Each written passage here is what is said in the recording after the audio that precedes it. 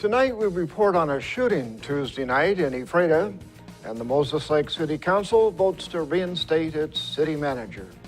What's happening in sports, Bob? Thanks, Alan. Lady Vikings softball splits a twin bill with Walla Walla, and Eastmont hands Moses Lake its first loss on the pitch. Here's a quick look at our Weather Center forecast. Good to be with you, everybody. Gray skies dominating much of the entire region, even inland northwest. I'll bring you the Easter weekend forecast in a few moments. I'm Alan Troop, and we have all this and much more on I-Fiber One News. From the I-Fiber One HD studio here in the heart of the Columbia Basin, this is I-Fiber One News.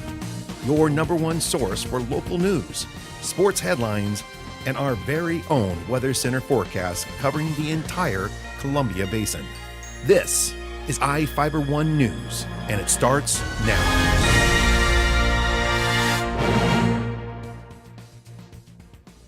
Moses Lake City Manager Joe Gavinsky was reinstated. The council members voted unanimously to rescind a resolution removing Gavinsky from office following a more than 2-hour-long executive session on Monday night. The executive session was called to discuss potential litigation. Councilmember John Lane made the motion, and the council members didn't discuss it. The reinstatement followed a resolution by the City Council last week to remove the city manager from the office. The resolution stated the City Council lost its trust and confidence in the city manager's ability to carry out his duties in a manner satisfactory to the City Council. Gavinsky has worked for the city for more than 33 years. He began as the city's attorney and became the city manager a year and a half later. 3 people were shot outside an Ephrata gas station Tuesday evening, and the suspect remains at large. Reporter Joe Utter has more details. The 3 men shot Tuesday evening outside an Ephrata gas station are refusing to cooperate with police. Ephrata Police Chief Mike Warren said the men were shot outside a car in the parking lot of the Tiger Paws gas station on Basin Street Southwest. Witnesses reported a man was near the dumpsters on the east side of the building and shot the victims at close range. Several shell casings were found near the dumpsters. The shooter fled with other people in a dark-colored Mazda vehicle. All 3 victims were taken to area hospitals and treated for non-life-threatening gunshot wounds. Warren said 2 of the victims are 18-year-old Royal City residents. No other information was available for the 3rd victim. Warren said detectives are attempting to review surveillance video from the business. Anyone with information is asked to contact Ephrata Police at 509-754-2491 or by email at crimetips@ephrata.org. This is Joe Utter for I-Fiber One News. The Moses Lake High School Mola Hyatts added a state title alongside their national title. The dance and drill team took top honors in the POM category at the 2015 WIAA 4A Dance and Drill State Championships at the Yakima Sundome. Moses Lake posted a winning score of 292.5, which is 18.5 points ahead of runner-up Kent Ridge. It was the highest final score of the day, and team coach Lori Baker said on Monday she believed it was the highest score ever awarded at state. The Mola Hyatts brought home 2 second-place finishes in the military and kick categories behind Decatur High School. The Moses Lake Mola Hyatts placed first in the POM category at the USA Dance and Drill Nationals in Anaheim, California on March 22nd. The Grant County Assessor is looking to farmers for help in determining how much farmland is worth. Assessor Melissa McKnight is working on changing the current use program. The program gives farmland owners a discount on their property value. The program divides farmland into 6 categories of land use referred to as soil types. Presently, the best soil type category is getting the lowest assessment for property taxes. McKnight said she wants to make the property values fairer to the property owners. She proposed 2 possible solutions. The first is a larger change affecting more of the owners. The second option is a set of more gradual changes affecting fewer of the owners. She is seeking information from farmers to confirm how much the property is worth. The information will help McKnight determine whether the property values should change more. To contact the assessor's office, call 509-754-2011, extension 2610. And now we take a look at people being sought by law enforcement. This is Sheriff Tom Jones with the Grant County Sheriff's Office. Each of the people you see here have a warrant for their arrest. If you see any of these people, we ask you do not attempt to detain or apprehend them, but call us at 509-762-1160 or send us an email at crimetips@co.grant.wa.us. If the person is presenting a danger, call 911. With your help, we can bring these people to justice and make our community safer. And we'll be back right after this. At Moses Lake Community Health Center, we have had the privilege to serve the local communities since 1978. What I like about working at this clinic more than any other clinic that I've worked at is the patient care. With the patient care team that we've assembled, it allows us to take care of as many facets of the patient and their family's needs. Please take the opportunity to experience the high-quality care provided at our clinics.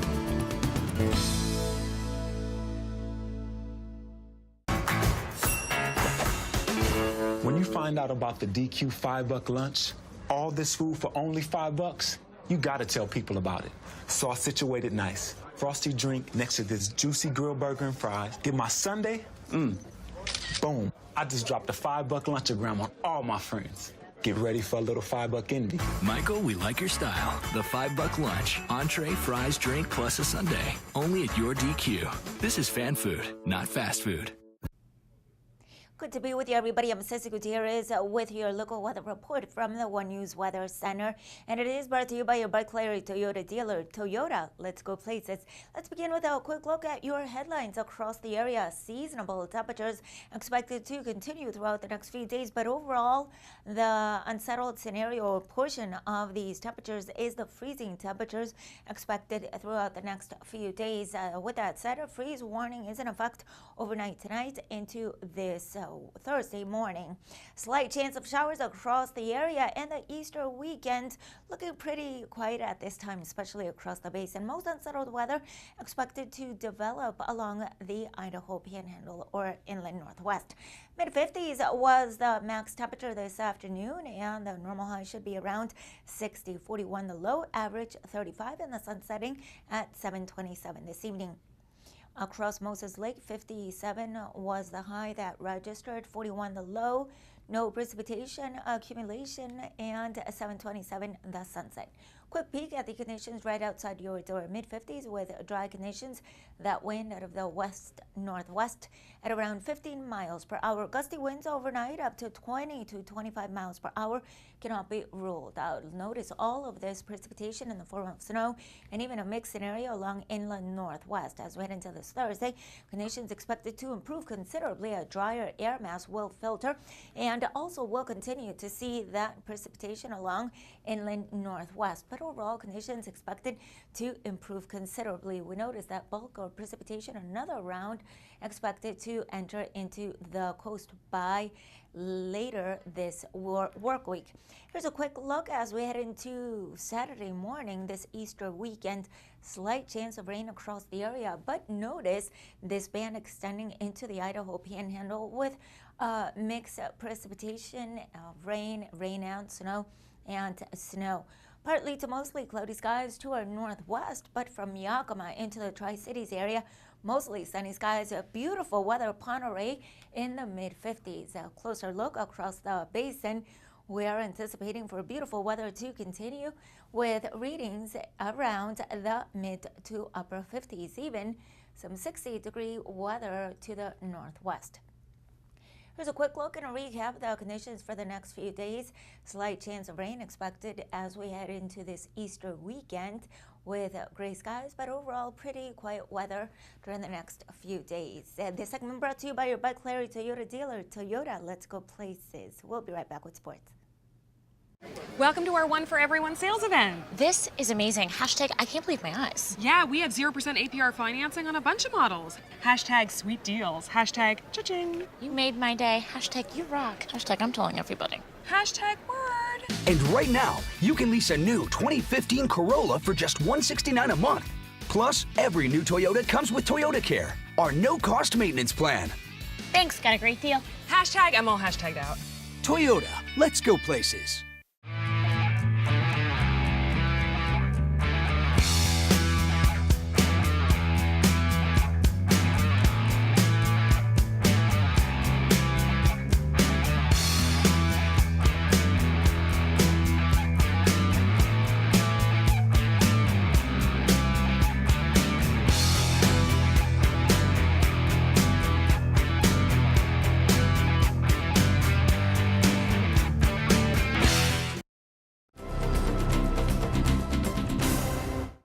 Moses Lake was riding high after a 3-game sweep of Eisenhower to open Big 9 league play, but the Chiefs came crashing down to earth with a loss against the Panthers at Larson Field last night.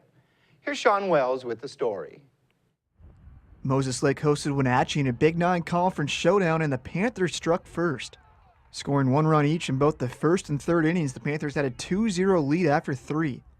Moses Lake couldn't get the offense rolling, but strong defensive plays kept them in the game. Check out this tag by Moses Lake third baseman Anthony Longmire. Moses Lake starting pitcher Hunter Boyd went 4 innings with 5 strikeouts, but the Panthers scored 2 more in the 5th and 1 more in the 6th to take the game 5-1. Wenatchee winning pitcher Brandon Graves went 6 innings with 5 strikeouts, recording 18 first pitch strikes. Dalton Horam knocked in 3 RBIs for the Panthers. Spencer Vea had 2 hits for Moses Lake. The Chiefs will get a chance at revenge when they face the Panthers in Wenatchee this Friday. For Fiber One News, Sean Wells. Eastmont shut out Moses Lake 1-0 on the pitch at East Wenatchee last night. The match looked destined for overtime until the Wildcats recorded a last-minute goal on a free kick to seal it for the home team. It was the first loss of the season for the number 5 ranked Chiefs. Moses Lake is out of action over spring break, but gets back on the pitch April 7th for a home game with Davis. The Wenatchee Apple Sox are adding 3 UC Irvine Anteaters to its roster this season. Keston Hiura from Valencia, California, will patrol the outfield at Paul Thomas Senior Field this season. He played ball at Valencia High School. Hiura is UC Irvine's leading hitter with a .363 average, has 33 hits, 4 home runs, and 18 RBI. Mitchell Holland from Rancho Santa Margarita, California, will be a part of the Apple Sox infield. Holland was the 2014 Male Scholar Athlete of the Year at Saddleback College and the team's MVP. He's an Orange Empire Conference Gold Glove winner and hit for a .315 average with UC Irvine. Sean Sparling out of Whittier, California, will join the Apple Sox bullpen. He played high school baseball at La Habra High School. Sparling saw time in 7 games for the Anteaters, hurling 6 3/3 innings while striking out 7. Wenatchee opens its season with a 2-game non-league home series against the San Francisco Seals, June 4th and 5th. The Lady Vikings split a doubleheader with Walla Walla. Big Bend beat down the Wolves 17-3 in Game 1. Walla Walla turned the tide in the nightcap, taking the slugfest 11-10. The Wolves were up 3-1 after 2 innings were in the books in the opener. Big Ben exploded for 14 runs off of 9 hits in the home half of the 3rd to run away with it. Olivia Harrison went the distance in the circle to record the win, giving up 3 runs off 4 hits and fanning 5. The Lady Vikings out-hit Walla Walla 15-11 in Game 2, but committed 4 errors in the loss. Stormy Kidd took the hit for the Lady Vikings, giving up 9 runs off 9 hits. We'll be right back after this. Hello, my name is Cheryl Kono. I am your local Ephrata Farmers Insurance Agent. Here at Cheryl Kono Insurance Agency, our customers always come first. We don't just work here, we live here. Please stop by the office, call, email, or Facebook me for a free auto, home, life, business, or farm and ranch quote today. We are insurance. We are farmers. Come in for a free quote today. We are farmers. Bum, ba, dum, bum, bum, bum, bum. Well, one thing I knew from being a patient myself was that a dental office is a scary place to come to. And so we wanted everything possible to make sure that our office is a comfortable place for our patients to visit.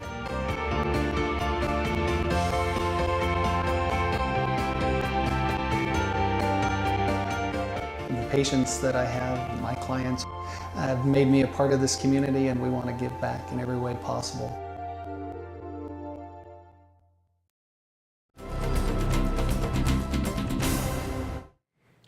Our spotlight story tonight is about the welding program at the Columbia Basin Tech Center. More female students are taking advantage of the program as demand for the skills grow. Reporter Jeff Chu has the story.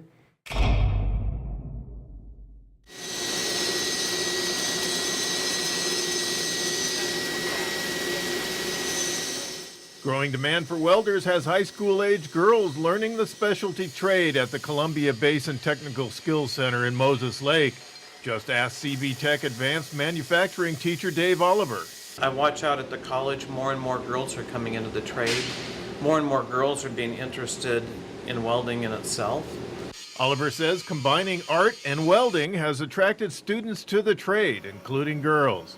It's good to start them off with an art class, because that is something that can draw in really well. So I think there is a trend, but I think it's something that we've built because we've been introducing students into art and then getting them excited in welding and then showing them that there's a trade out there that's really needed right now. Robin McAfee, a senior at Moses Lake High School, shared what attracted her to Oliver's welding class. It's fun. It takes a lot of hand-eye coordination. After, it's kind of like being competitive with yourself, trying to get a better bead, trying to better yourself in it. And you're going to make a lot of cool things. McAfee hopes to learn more in welding and look at job prospects in Moses Lake and around the state. I want to become a welder in the future, so I'm actually applying to Perry Tech in Yakima. McAfee's senior project at Moses Lake High School was metal arts. Marissa Makis, a Moses Lake High School sophomore, has also created art through welding, even earning a Best in Show for a flower she entered at the Grant County Fair. She hopes to earn extra money as a welder to work her way through college. She's already repairing household items. My mom, she'll bring stuff in that are like metal broken around the house and just be like, hey, can you fix this? And then I would have to fix it. Oliver, who has 18 students in his existing class, 4 of them girls, shared examples of artwork some of the girls have created using their newfound welding skills. Oliver explained the demand for welders around the state. I've seen a really big demand for welders in not just Genie, but there's several fabrication shops in Moses Lake. They're always in the hunt for good workers. And really, in talking to them, it's on time every day with a positive attitude. A lot of places will teach them what they want to teach them, but it's the willingness to work with molten metal that girls are starting to show a liking to, I think. Oliver said there's a reason why he believes women can be better welders. I really think girls make better cutters and welders because they're more patient. So when they start to see that and they start to see what they can do, they're willing to take up that trade. I'm Jeff Chu for iFiber One News. And we'll be right back after this. Have you been to iFiber1.com? The most up-to-date news in the Columbia Basin is just one click away. With news, sports, and weather, you can stay in the know with what's going on in your community. Read your news on the go by visiting iFiber1.com on your tablet or even your phone. Follow us on Facebook for quick updates and discuss the news with others in our area. Your #1 news source in the Columbia Basin is iFiber1.com. Check it out today. What's white and yellow and red all over? If you said the local book telephone directory, the one with the purple sunset on the cover, then you're right. In print and online at statewideyp.com, it features up-to-date local maps, community information, and a calendar of events. With a restaurant dining guide with full local menus and a reverse directory, you're sure to find the number you're looking for. It's the best way to get the information you need. Pick up a copy of the local book today or visit statewideyp.com.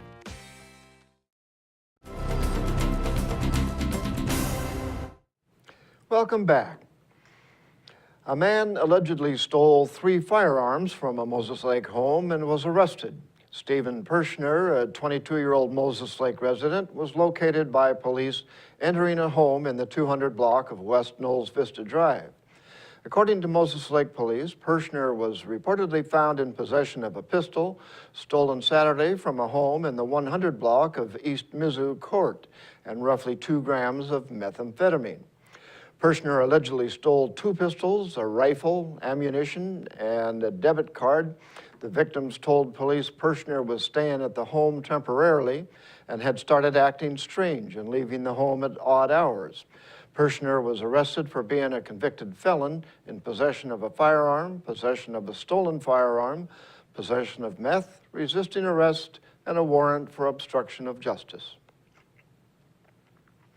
The Lioness Club of Moses Lake helped fund the K-9 unit for the Grant County Sheriff's Office. The club recently made a $3,000 donation to the Sheriff's Office, which is trying to raise $122,000 to fund 4 patrol K-9 units.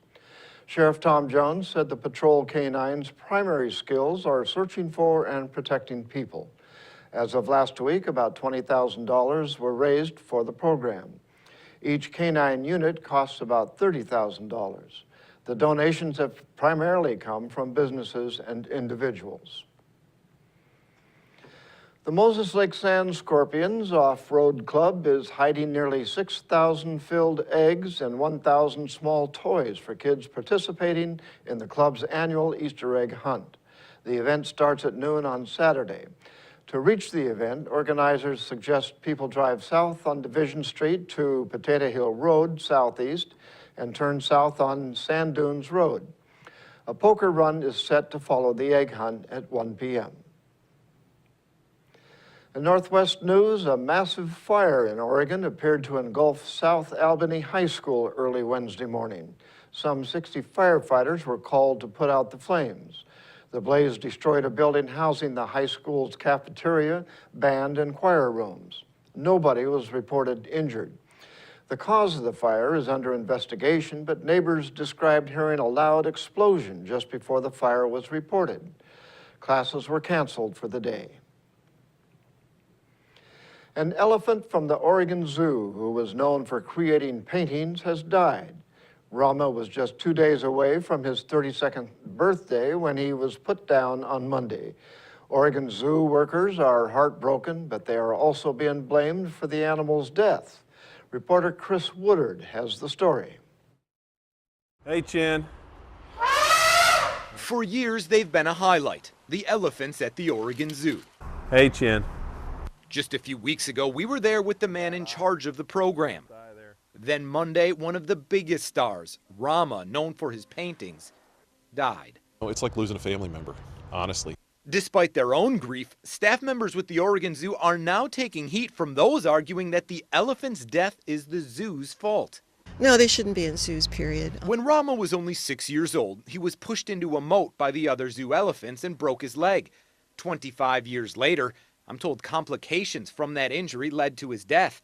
I learned it's natural elephant behavior to push young sexually maturing males out of a herd. But Courtney Scott, who is with the group Free the Oregon Zoo Elephants, says zoo staff should have known that and should have isolated Rama before the injury ever happened.